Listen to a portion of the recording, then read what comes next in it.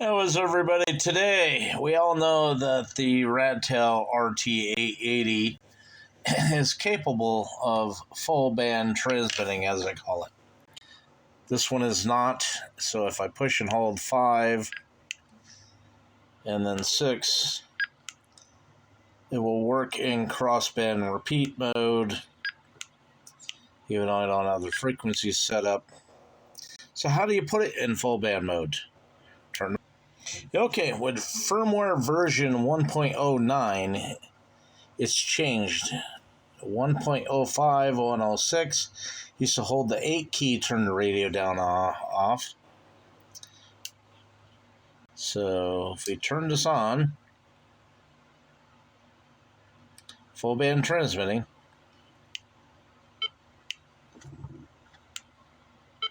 crossband repeat and things will not work. I shut it off. We're going to hold the down key.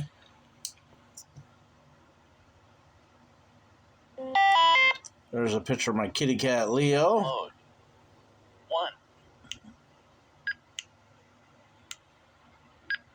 I have keys 5 and 6 for the UV crossband repeater enabled. Shut those off. Turn it off.